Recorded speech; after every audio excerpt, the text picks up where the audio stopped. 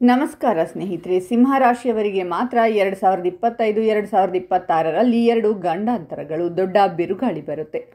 ಹಾಗಾದರೆ ಸಿಂಹರಾಶಿಯವರಿಗಿರುವ ಗಂಡಾಂತರಗಳು ಯಾವುವು ಅಂತ ಸಂಪೂರ್ಣ ಮಾಹಿತಿಯನ್ನು ಈ ವಿಡಿಯೋದಲ್ಲಿ ಹೇಳ್ತೀವಿ. ಕೊನೆಯವರೆಗೂ ಸ್ಕಿಪ್ ಮಾಡದೆ ನೋಡಿ. ಅದಕ್ಕೂ ಮುನ್ನ ನೀವು ಸಿಂಹರಾಶಿಯವರಾಗಿದ್ದರೆ ವಿಡಿಯೋಗೆ ಲೈಕ್ ಮಾಡಿ. ಹಾಗೆ ನೀವಿನ್ನೂ ನಮ್ಮ ಜ್ಯೋತಿಷ್ಯ ದರ್ಶನ ಚಾನಲ್ಗೆ ಸಬ್ಸ್ಕ್ರೈಬ್ ಆಗಿಲ್ಲ ಅಂದರೆ ಈಗಲೇ ಸಬ್ಸ್ಕ್ರೈಬ್ ಮಾಡಿ. ಹಾಗೆ ಪಕ್ಕದಲ್ಲಿ ಬರೋ ಬೆಲ್ ಐಕಾನನ್ನು ಕ್ಲಿಕ್ ಮಾಡಿ. ನಿಮ್ಮ ಸಮಸ್ಯೆಗಳಾದಂತಹ ಸತಿಪತಿ ಕಲಹ, ಪ್ರೀತಿಯಲ್ಲಿ ಮೋಸ, ಭೂಮಿ ವಿಚಾರ, ಕೋರ್ಟ್ ಕೇಸ್, ವ್ಯಾಪಾರ, ಹಣಕಾಸಿನ ತೊಂದರೆ, ಸಾಲಬಾಧೆ, ಸ್ತ್ರೀಯರು, ಗುಪ್ತ ಸಮಸ್ಯೆ, ಹೀಗೆ ಹಲವಾರು ಸಮಸ್ಯೆಗಳಿಗೆ ಶಾಶ್ವತ ಪರಿಹಾರ ಮಾಡಿಕೊಡುತ್ತಾರೆ. ಡಿಸ್ಪ್ಲೇ ಮೇಲೆ ಕಾಣುವ ಗುರೂಜಿ ನಂಬರ್ಗೆ ಒಮ್ಮೆ ಕರೆ ಮಾಡಿ. 2025ರಲ್ಲಿ ಸಿಂಹರಾಶಿಯವರು ಹಣಕಾಸಿನ ವಿಚಾರದಲ್ಲಿ ಉತ್ತಮ ಫಲಿತಾಂಶವನ್ನು ಪಡೆದುಕೊಳ್ಳಬಹುದು. ಆರ್ಥಿಕ ಸಮಸ್ಯೆಗಳಿಗೆ ಪರಿಹಾರ ಈ ವರ್ಷದ ಆರಂಭದಿಂದಲೇ ದೊರಕಲಿದೆ. ಸಾಕಷ್ಟು ಸೀಕ್ರೆಟ್ ಹಣವನ್ನು ಕೂಡ ನೀವು ಬೇರೆ ಬೇರೆ ಮೂಲಗಳಿಂದ ಪಡೆದುಕೊಳ್ಳಬಹುದು. ಜನವರಿ ತಿಂಗಳಿನಲ್ಲಿ ಹೆಚ್ಚಾಗುವಂತಹ ಖರ್ಚಿನಿಂದಾಗಿ ಕೆಲವೊಂದು ಆರ್ಥಿಕ ಸಮಸ್ಯೆಗಳನ್ನು ನೀವು ಎದುರಿಸಬೇಕಾಗುತ್ತದೆ. ಅಕ್ಟೋಬರ್ ತಿಂಗಳಲ್ಲಿ ನಿಮ್ಮ ಹಣಕಾಸಿನ ಪರಿಸ್ಥಿತಿ ಮತ್ತೆ ನಿಮ್ಮ ಅನುಕೂಲಕ್ಕೆ ಅನುಸಾರವಾಗಿ ಪರಿವರ್ತನೆಯಾಗಲಿದೆ. ನವೆಂಬರ್ ಹಾಗೂ ಡಿಸೆಂಬರ್ ತಿಂಗಳಿನಲ್ಲಿ ನಿಮ್ಮ ಖರ್ಚಿನ ಕಂಟ್ರೋಲ್ ನಿಮ್ಮ ಕೈ ಸೇರಲಿದೆ. ಯಾವುದೇ ಕಾರಣಕ್ಕೂ ಅಗತ್ಯಕ್ಕೆ ಮೀರಿ ಹಣವನ್ನು ಖರ್ಚು ಮಾಡುವುದಕ್ಕೆ ಹೋಗಬೇಡಿ. ದಾಂಪತ್ಯ ಜೀವನ ಈ ಸಂದರ್ಭದಲ್ಲಿ ಚೆನ್ನಾಗಿರುತ್ತದೆ. ಆದರೆ ವರ್ಷದ ಆರಂಭದಲ್ಲಿ ನಿಮ್ಮ ಪತ್ನಿ ಸ್ವಲ್ಪ ಮಟ್ಟಿಗೆ ಆರೋಗ್ಯ ಸಮಸ್ಯೆಯನ್ನು ಎದುರಿಸಬೇಕಾಗಿ ಬರುತ್ತೆ. ಈ ಸಂದರ್ಭದಲ್ಲಿ ನೀವು ಒಬ್ಬ ಒಳ್ಳೆಯ ಗಂಡನಾಗಿ ನಿಮ್ಮ ಹೆಂಡತಿಯ ಕಾಳಜಿ ವಹಿಸಬೇಕಾಗಿರುತ್ತದೆ.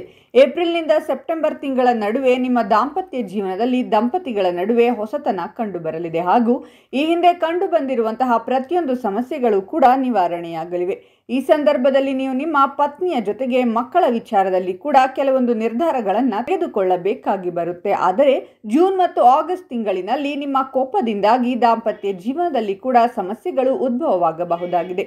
ಹೀಗಾಗಿ ಈ ಸಮಯದಲ್ಲಿ ವಿಶೇಷವಾಗಿ ನೀವು ಶಾಂತಿಯಿಂದ ಕಾರ್ಯನಿರ್ವಹಿಸಬೇಕು. ಏಪ್ರಿಲ್ ತಿಂಗಳ ನಂತರ ಅಥವಾ ಏಪ್ರಿಲ್ ತಿಂಗಳ ಮಧ್ಯಂತರದ ನಂತರ ನೀವು ನಿಮ್ಮ ಹಿರಿಯ ಅಧಿಕಾರಿಗಳ ಜೊತೆಗೆ ಉದ್ಯೋಗ ಕ್ಷೇತ್ರದಲ್ಲಿ ಉತ್ತಮ ಸಂಬಂಧವನ್ನು ಹೊಂದಲಿದ್ದೀರಾ. ಆಗಸ್ಟ್ ಹಾಗೂ ಅಕ್ಟೋಬರ್ ತಿಂಗಳಿನಲ್ಲಿ ಈ ಹಿಂದೆ ಬಾಕಿ ಉಳಿದಿರುವಂತಹ ಕೆಲಸವನ್ನು ನೀವು ಪೂರ್ತಿಯಾಗಿ ಮುಗಿಸಲಿದ್ದೀರಾ.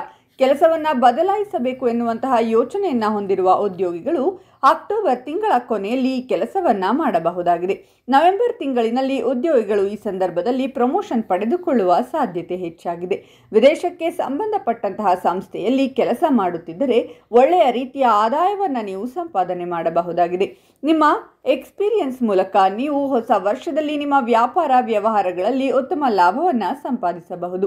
ಅದರಲ್ಲೂ ಆಗಸ್ಟ್ ತಿಂಗಳ ನಂತರ ನೀವು ಸಂಪಾದಿಸುವಂತಹ ಲಾಭದಲ್ಲಿ ಹೆಚ್ಚಳ ಕಂಡುಬರಲಿದೆ. ಆಗಸ್ಟ್ ತಿಂಗಳ ನಂತರ ಶೇರ್ ಮಾರುಕಟ್ಟೆಯಲ್ಲಿ ಹಣವನ್ನು ಹೂಡಿಕೆ ಮಾಡಿದರೆ ಪ್ರಾಫಿಟ್ ಪಕ್ಕ. ನಿಮಗೆ ವಹಿಸುವಂತಹ ಪ್ರತಿಯೊಂದು ಜವಾಬ್ದಾರಿಗಳನ್ನು ಕೂಡ ನೀವು ಸರಿಯಾದ ಸಮಯಕ್ಕೆ ಪೂರೈಸುತ್ತೀರಾ. ಸರಿಯಾದ ಅವಕಾಶಗಳು ನೀವು ಸರಿಯಾದ ಸಮಯಕ್ಕೆ ಪಡೆದುಕೊಂಡರೆ ಖಂಡಿತವಾಗಿ ಜೀವನದಲ್ಲಿ ಯಶಸ್ಸನ್ನು ಪಡೆದುಕೊಳ್ಳಲಿದ್ದೀರಾ. 2025ರಲ್ಲಿ ಸಿಂಹರಾಶಿಯವರು ತಮ್ಮ ರೀತಿಯಲ್ಲಿ ಸಾಮಾನ್ಯ ಬದಲಾವಣೆಯನ್ನು ಕಾಣಬಹುದು. ಅದರಲ್ಲೂ ವಿಶೇಷವಾಗಿ ನಿಮ್ಮ ಸಂಗಾತಿಯ ಜೊತೆಗೆ ಮಾತನಾಡಬೇಕಾದರೆ ನಿಮ್ಮ ಕೋಪವನ್ನು ಆದಷ್ಟು ಕಂಟ್ರೋಲ್ ಮಾಡಿ. ಮಾತನಾಡುವಂತಹ ಮಾತುಗಳು ಕೂಡ ಹಿಡಿತದಲ್ಲಿರಲಿ. ಇಲ್ಲವಾದಲ್ಲಿ ನಿಮ್ಮಿಬ್ಬರ ರಿಲೇಶನ್ಶಿಪ್ನಲ್ಲಿ ಬಿರುಕು ಮೂಡುವ ಸಾಧ್ಯತೆ ಹೆಚ್ಚಾಗಿದೆ. ಅದರಲ್ಲೂ ಏಪ್ರಿಲ್ ಅಥವಾ ಮೇ ತಿಂಗಳಲ್ಲಿ ನಿಮ್ಮಿಬ್ಬರ ರಿಲೇಶನ್ಶಿಪ್ನ ನಡುವೆ ಬರುವಂತಹ ಮೂರನೇ ವ್ಯಕ್ತಿಯ ಕಾರಣದಿಂದಾಗಿ ಕೂಡ ಸಂಬಂಧದಲ್ಲಿ ಬಿರುಕು ಕಂಡುಬರಲಿದೆ. ವರ್ಷದ ಆರಂಭದಲ್ಲಿ ನಿಮ್ಮಿಬ್ಬರ ನಡುವೆ ಜಗಳ ಇದ್ದರೂ ವರ್ಷದ ಮಧ್ಯದಲ್ಲಿ ಅದನ್ನು ನೀವಿಬ್ಬರು ಕುಳಿತು ಬಗೆಹರಿಸಿಕೊಳ್ಳಬಹುದಾಗಿದೆ. ಈ ಸಂದರ್ಭದಲ್ಲಿ ನೀವು ಮನೆಯವರ ಒಪ್ಪಿಗೆಯ ಮೇಲೆ ಮದುವೆ ಕೂಡ ಆಗಬಹುದು. ಪ್ರೀತಿಯ ವಿಚಾರಕ್ಕೆ ಬಂದರೆ ನವೆಂಬರ್ ಹಾಗೂ ಡಿಸೆಂಬರ್ ತಿಂಗಳು ನಿಮಗೆ ಬೆಸ್ಟ್ ಅಂತ ಹೇಳಬಹುದು. ಆರಂಭಿಕ ವರ್ಷದಲ್ಲಿ ಸಾಕಷ್ಟು ಸಮಯಗಳಿಂದ ನೀವು ಯಾವುದೇ ಆರೋಗ್ಯ ಸಮಸ್ಯೆಯನ್ನು ಅನುಭವಿಸುತ್ತಿದ್ದರೆ ಅದಕ್ಕೆ ಪರಿಹಾರ ದೊರಕಲಿದೆ. ಜೂನ್ನಿಂದ ಅಕ್ಟೋಬರ್ ತಿಂಗಳ ನಡುವೆ ನೀವು ಯಾವುದೋ ಸೋಂಕಿಗೆ ಒಳಗಾಗುವ ಸಾಧ್ಯತೆ ಹೆಚ್ಚಾಗಿದೆ. ಈ ಸಂದರ್ಭದಲ್ಲಿ ನೀವು ನಿಮ್ಮನ್ನು ಕಾಪಾಡಿಕೊಳ್ಳುವುದು ಅತ್ಯಂತ ಪ್ರಮುಖವಾಗಿರುತ್ತದೆ. ಇದಾದ ನಂತರ ಅಕ್ಟೋಬರ್, ನವೆಂಬರ್ ಹಾಗೂ ಡಿಸೆಂಬರ್ ತಿಂಗಳಲ್ಲಿ ನಿಮ್ಮ ಆರೋಗ್ಯ ಮತ್ತು ಚೇತರಿಕೆಗೊಳ್ಳಲಿದೆ.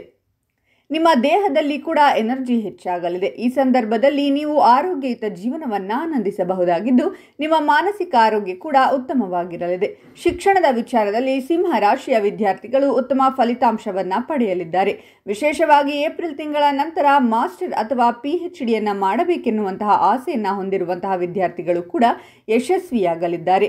ಯಾರೆಲ್ಲ ಸ್ಪರ್ಧಾತ್ಮಕ ಪರೀಕ್ಷೆಗಳಿಗೆ ತಮ್ಮನ್ನು ತಾವು ತಯಾರು ಮಾಡಿಕೊಳ್ಳುತ್ತಿದ್ದೀರೋ ಅವರಿಗೂ ಕೂಡ ಇದು ಹೇಳಿ ಮಾಡಿಸಿದ ವರ್ಷವಾಗಿದೆ. ಆದರೆ ಅಧ್ಯಯನ ಮಾಡುವ ವಿಚಾರದಲ್ಲಿ ಯಾವುದೇ ರೀತಿಯ ಮಿಸ್ಟೇಕ್ ಮಾಡೋದಕ್ಕೆ ಹೋಗಬೇಡಿ. ಸಾಮಾನ್ಯ ಅನ್ನೋದಕ್ಕಿಂತ ಹೆಚ್ಚಾಗಿ ಹೊಸ ವರ್ಷ ಸಿಂಹ ರಾಶಿಯ ಜಾತಕದವರಿಗೆ ಚೆನ್ನಾಗಿರುತ್ತೆ. ಮಾರ್ಚ್ವರೆಗೆ ಶನಿ ಕಾಟವಿಲ್ಲ. ಅನಂತರ ಗುರುಬಲ ಇರುವುದರಿಂದ ಎಲ್ಲ ಸಂಕಷ್ಟವನ್ನು ಸಹಿಸಿಕೊಳ್ಳುವ ಶಕ್ತಿ ಇರುತ್ತದೆ. ಸಾಧಾರಣವಾದ ಶೈಕ್ಷಣಿಕ ಜೀವನ ನಡೆಸುವಿರಿ. ಪ್ರೀತಿ, ಪ್ರೇಮ, ವೈವಾಹಿಕ ಜೀವನದಲ್ಲಿ ಕಲಹಗಳಿದ್ದರೂ ಅದನ್ನು ನಿಭಾಯಿಸುವ ಶಕ್ತಿ ನಿಮಗಿರುತ್ತದೆ. ಕಿರಿಕಿರಿ ಇದ್ದರೂ ಕೂಡ ನೀವು ಅದನ್ನು ಸರಳವಾಗಿ ತೆಗೆದುಕೊಳ್ಳುವಿರಿ. ಅದನ್ನು ಸರಿಹೊಂದಿಸುವ ಶಕ್ತಿ ನಿಮಗಿರುತ್ತದೆ. ಫೈನಾನ್ಸ್, ಕೆರಿಯರ್, ಬಿಸಿನೆಸ್ ಹಾಗೂ ಶೈಕ್ಷಣಿಕ ಕ್ಷೇತ್ರದಲ್ಲಿ ಸ್ವಲ್ಪ ಮಟ್ಟಿಗೆ ಪಾಸಿಟಿವ್ ಫಲಿತಾಂಶವನ್ನೇ ನೀವು ಪಡೆಯಲಿದ್ದೀರಾ. ಇದರೊಂದಿಗೆ ವಿವಾಹ ಯೋಗವೂ ಇದ್ದು ಅವಿವಾಹಿತರಿಗೆ ಕಂಕಣ ಭಾಗ್ಯ ಕೂಡ ಕೂಡಿ ಬರಲಿದೆ. ಅಲ್ಲದೆ ಮುಂದಿನ ವರ್ಷ ಸಾಲ ಬಾಧೆಗಳು ನಿವಾರಣೆಯಾಗುತ್ತವೆ. ಉದ್ಯೋಗದ ವಿಚಾರದಲ್ಲಿ ನೀವು ಅಂದುಕೊಂಡಿರುವುದಕ್ಕಿಂತ ಹೆಚ್ಚಿನ ಯಶಸ್ಸನ್ನು ಪಡೆಯಲಿದ್ದೀರಾ. ಇನ್ನು ಈ ವರ್ಷ ಸಿಂಹ ರಾಶಿಯವರಿಗಿರುವ ಗಂಡಾಂತರಗಳು ಯಾವುವು ಎಂದರೆ, ಇವರಿಗೆ ಆಕ್ಸಿಡೆಂಟ್ ಆಗುವ ಸಾಧ್ಯತೆ ಇದೆ. ಸಿಂಹ ರಾಶಿಯವರು ತಂದೆಯನ್ನು ಕಳೆದುಕೊಳ್ಳುವ ಯೋಗ ಬಂದೇ ಬರುತ್ತೆ. ಇನ್ನು ನಿಮ್ಮ ಕಣ್ಣುಗಳು ಜಾಗ್ರತೆ, ಜಾಯಿಂಟ್ಗಳು, ಮೂಳೆಗಳು ಜಾಗ್ರತೆ. ಸಿಂಹ ರಾಶಿಯ ಗಂಡ ಹೆಂಡತಿ ಆದಷ್ಟು ಅಡ್ಜಸ್ಟ್ಮೆಂಟ್ ಜೀವನ ನಡೆಸಿದರೆ ಒಳ್ಳೆಯದು. ಇಲ್ಲವಾದಲ್ಲಿ ಡಿವೋರ್ಸ್ ಆಗುವ ಸಾಧ್ಯತೆ ಇದೆ. ಸಿಂಹ ರಾಶಿಯವರಿಗೆ ಮಕ್ಕಳು ದೂರವಾಗುವ ಸಾಧ್ಯತೆ ಇದೆ. ಎಚ್ಚರವಾಗಿರಿ. ನೀವು ದುರ್ಗೆಯನ್ನು ಪೂಜಿಸಿದರೆ ಒಳಿತಾಗುತ್ತದೆ. ಚಾಮುಂಡೇಶ್ವರಿ ತಾಯಿಯ ದರ್ಶನ ಮಾಡಿದರೆ ನಿಮ್ಮ ಕಷ್ಟಗಳೆಲ್ಲವೂ ದೂರವಾಗುತ್ತೆ. ಮನೆಯಲ್ಲಿ ಪೂಜೆ ಪುನಸ್ಕಾರಗಳನ್ನು ಹೆಚ್ಚಾಗಿ ಮಾಡಬೇಕು. ಈ ಮಾಹಿತಿಯನ್ನು ನಿಮ್ಮ ಎಲ್ಲ ಸಿಂಹ ರಾಶಿಯ ಸ್ನೇಹಿತರಿಗೂ ಹಾಗೂ ಸಂಬಂಧಿಕರಿಗೂ ಶೇರ್ ಮಾಡಿ. ಈ ಬಗ್ಗೆ ನಿಮ್ಮ ಅನಿಸಿಕೆಗಳನ್ನು ತಪ್ಪದೇ ಕಾಮೆಂಟ್ನಲ್ಲಿ ತಿಳಿಸಿ.